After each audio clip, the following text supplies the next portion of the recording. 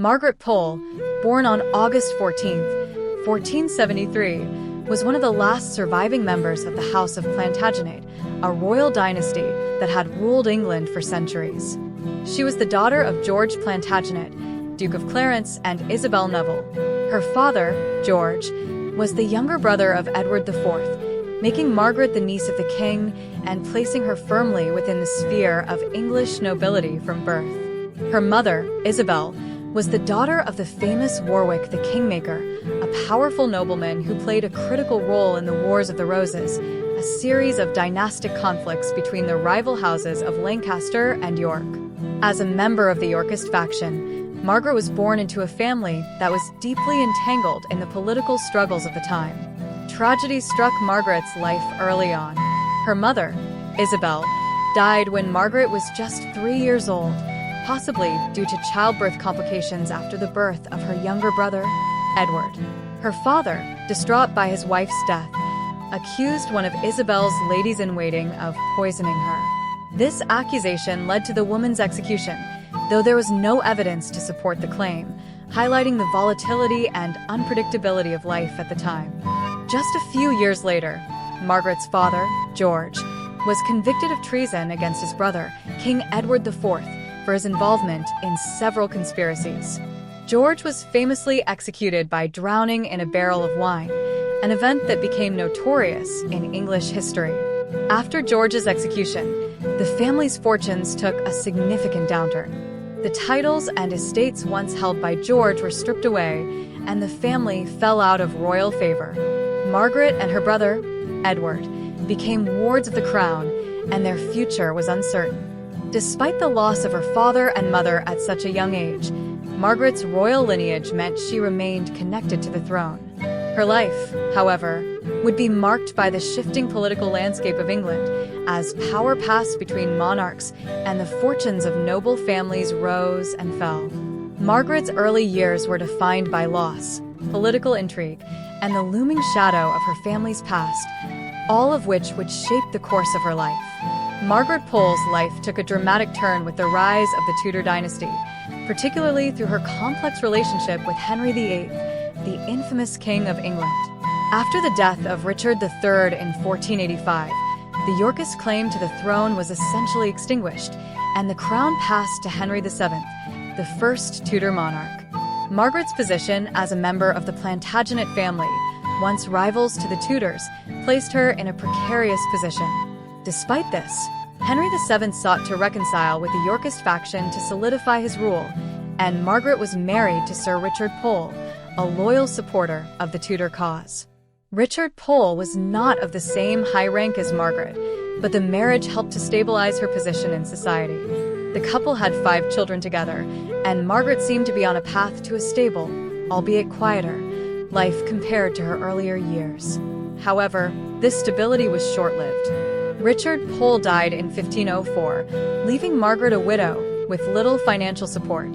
Her fortunes changed dramatically after the death of Henry VII in 1509 and the ascension of his son, Henry VIII, to the throne. Henry VIII, who sought to establish his reign firmly and distance himself from his father's more cautious rule, initially treated Margaret well. He restored some of the lands and titles that had been stripped from her family after her father's execution. In 1513, Henry VIII made Margaret Countess of Salisbury, a title that had belonged to her brother Edward, who had been executed under dubious circumstances in 1499. This restoration of her status brought Margaret back into the fold of the royal court, and she was entrusted with the care of Henry VIII's daughter, Princess Mary, later Mary I. Margaret became one of Mary's closest companions and a key figure in the young princess's life. However, Margaret's relationship with Henry VIII would deteriorate dramatically in the 1530s. As Henry VIII pursued his divorce from Catherine of Aragon and his break with the Roman Catholic Church, Margaret remained loyal to Catherine and her daughter, Mary. This loyalty, combined with her Plantagenet bloodline, made Margaret a potential threat to Henry's rule, especially as political and religious tensions in England grew. Margaret's son, Reginald Pole, became one of the most outspoken critics of Henry's religious reforms, further complicating her relationship with the king. Margaret's unwavering loyalty to Catherine of Aragon and Princess Mary, along with her son's opposition to the king, eventually led to her downfall. What started as a relatively positive relationship with Henry VIII devolved into suspicion and conflict, setting the stage for the tragic end of her life. The downfall of Margaret Pole, Countess of Salisbury, was a tragic consequence of political intrigue and shifting loyalties in the Tudor court. Despite being a trusted figure at court and serving as the governess to Princess Mary, her fate was sealed due to the turbulence of Henry VIII's reign, particularly during his break with the Roman Catholic Church and the dissolution of his marriage to Catherine of Aragon. Margaret's strong Catholic faith and her unwavering loyalty to Catherine of Aragon and her daughter Mary made her a significant figure in the opposition to Henry's reforms. While many in court accepted or at least tolerated Henry's decision to declare himself the supreme head of the Church of England, Margaret's loyalty to the papacy and her refusal to acknowledge Henry's ecclesiastical authority placed her in a dangerous position. Her son, Reginald Pole, was also a staunch opponent of Henry's religious policies, openly condemning the king's actions from his safe position in exile in Europe. Reginald Pole's vocal opposition to Henry VIII and his religious reforms, especially his writings that criticized the king's break from Rome, escalated tensions. Reginald had powerful allies within the Catholic Church, including Pope Paul III, who appointed him a cardinal in 1536. His prominence in the Catholic resistance movement further implicated his mother in the eyes of Henry VIII. Although Margaret had no direct involvement in her son's activities, her Plantagenet lineage and her position as one of the few remaining members of an old royal family made her a potential symbol for those opposed to the Tudor regime. In 1538, a plot was allegedly uncovered, implicating Margaret's family in a conspiracy against Henry VIII. Though the details of this plot remain unclear, it provided the king with the pretext he needed to act against Margaret. Her son Geoffrey Pole was arrested and interrogated, and under pressure, he implicated other family members, although there was no concrete evidence linking Margaret to any treasonous activity. On November 12, 1538, Margaret Pole was arrested and imprisoned in the Tower of London. She remained there for 2 years, during which time she was kept in harsh conditions, likely as a way to pressure her son Reginald to cease his opposition to Henry VIII. However, Reginald continued to defy the king, and Margaret's fate became inevitable. In May 1541, without trial or formal charges, Margaret Pole was executed at the age of 67. Her death was brutal. According to reports, the executioner was inexperienced and botched the beheading, resulting in a horrific and drawn-out ordeal. Margaret's execution marked the tragic end of one of the last surviving members of the Plantagenet dynasty. She is remembered as a martyr of Catholic resistance against Henry VIII's religious policies, and her execution stands as a testament to the ruthlessness of Tudor politics. Margaret Pole's legacy has endured through the centuries, not only as a member of the Plantagenet family, but also as a symbol of steadfast loyalty to her faith. Her life, marked by political intrigue and personal tragedy, has come to represent the costs of defying powerful rulers, particularly in matters of religious belief. Margaret's unwavering devotion to the Catholic Church, even in the face of immense pressure from King Henry VIII, left a lasting impact on those who saw her as a martyr for the faith. As a member of the Plantagenet family, Margaret Pole represented a direct link to England's royal lineage before the Tudor dynasty. Her execution in 1541, ordered without trial, is viewed as one of the most unjust acts committed during Henry VIII's reign. Her strong Catholic faith and opposition to the king's break from Rome made her a symbol of resistance. Despite having no direct involvement in any treasonous activities, Margaret's association with her son, Reginald Pole, and his public denunciation of Henry's religious policies sealed her fate. Margaret's execution, particularly the brutality with which it was carried out, further solidified her as a tragic figure. According to historical accounts, the executioner botched the beheading, requiring multiple blows to complete the task, adding to the horror of her death. This grisly scene became emblematic of the ruthlessness of Henry VIII's regime, particularly toward those who opposed his religious reforms.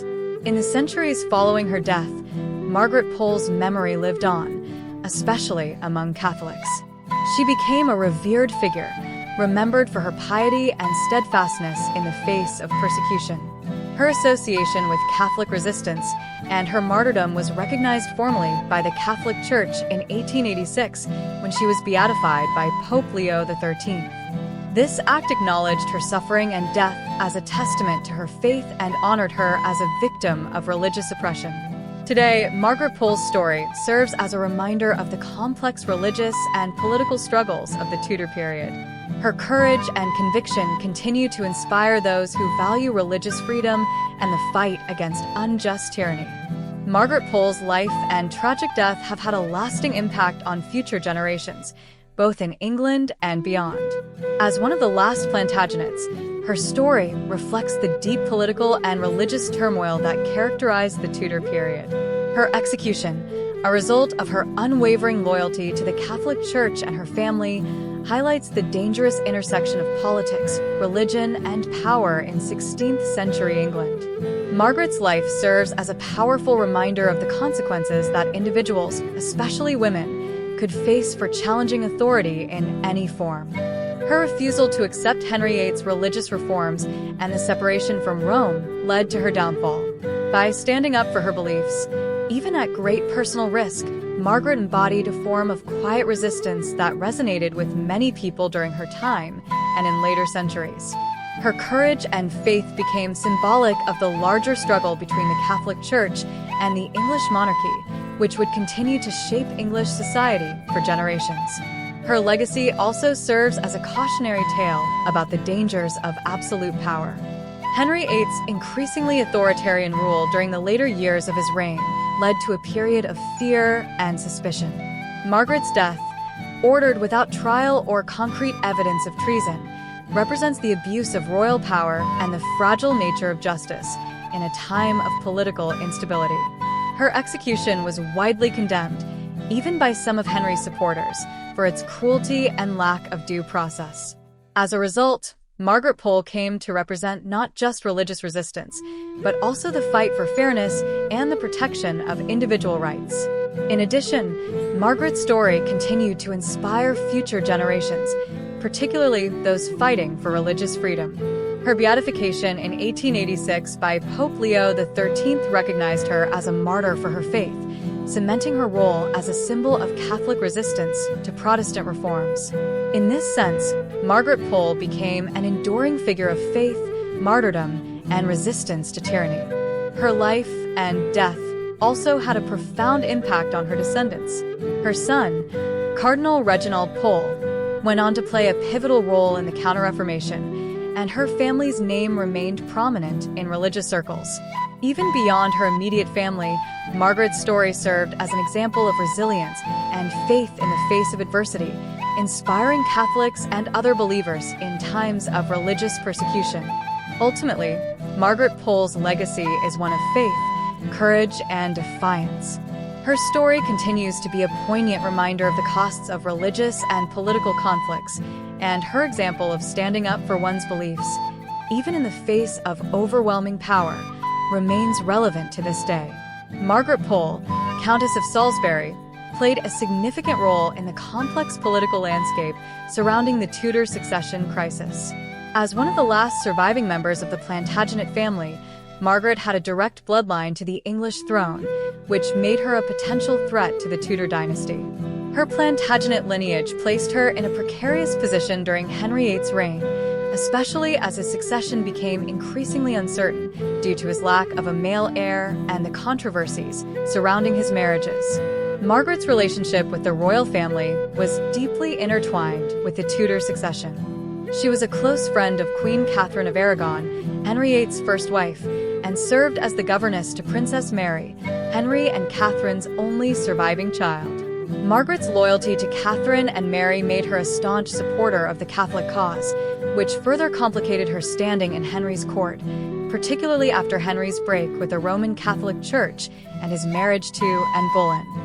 Margaret's refusal to support Henry's religious reforms and her loyalty to Catherine and Mary placed her in direct opposition to the king's ambitions for a new dynasty based on his Protestant reforms. As the succession crisis deepened, Margaret's position became even more precarious. Henry's decision to declare his marriage to Catherine null and void, and his subsequent attempts to delegitimize Princess Mary, placed Margaret in a vulnerable position.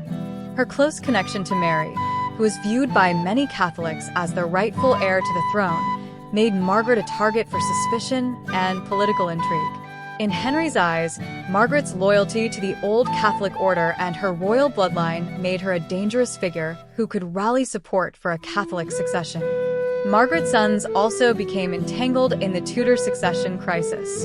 Her son, Cardinal Reginald Pole, was a vocal opponent of Henry's religious reforms and played a prominent role in Catholic opposition to the Tudor regime. His open defiance of Henry further jeopardized Margaret's safety, as the king saw the Pole family as potential leaders of a Catholic rebellion against his rule.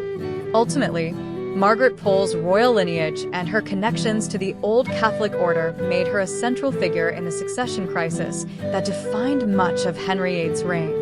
Her tragic fate, executed on charges of treason, underscores the intense political and religious conflicts of the time, and her story serves as a reminder of the dangerous intersections of family, faith, and power in Tudor England. Margaret Pole, Countess of Salisbury, met a tragic end, becoming one of the most notable martyrs of the Tudor period.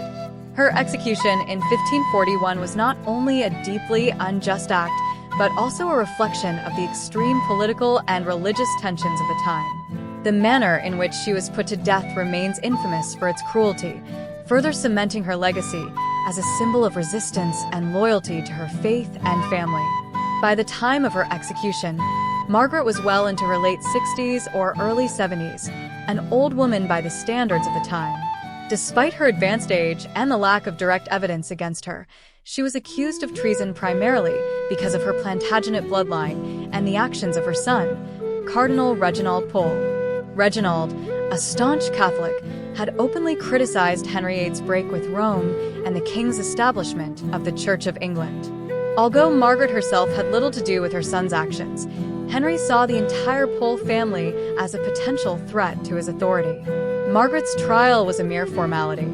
She was not given a chance to defend herself, and no substantial evidence was presented to support the charges of treason. It was clear that her downfall was politically motivated, stemming from her family ties and her refusal to accept Henry's religious reforms. After her conviction, she was imprisoned in the Tower of London for over 2 years before the final order for her execution was given. The execution itself was a brutal affair. Margaret was led to the scaffold at the Tower of London on May 27, 1541. Unlike the relatively quick and dignified deaths granted to other nobles, Margaret's execution was gruesome. The inexperienced executioner missed his first blow, leading to a prolonged and agonizing death. The scene was horrifying, and it shocked many, including those loyal to the Tudor court. Margaret Pole's death was not only a tragedy, but also a significant symbol of the harsh treatment of those who opposed or were perceived as threats to the Tudor regime. Her loyalty to her Catholic faith, her royal blood, and her refusal to betray her family or her beliefs made her a victim of political paranoia. In the years after her death, she became remembered as a martyr for both the Catholic cause and the old royal line. Her legacy endures as a reminder of the brutal nature of Tudor politics and the tragic consequences faced by those caught in the crossfire of royal ambitions.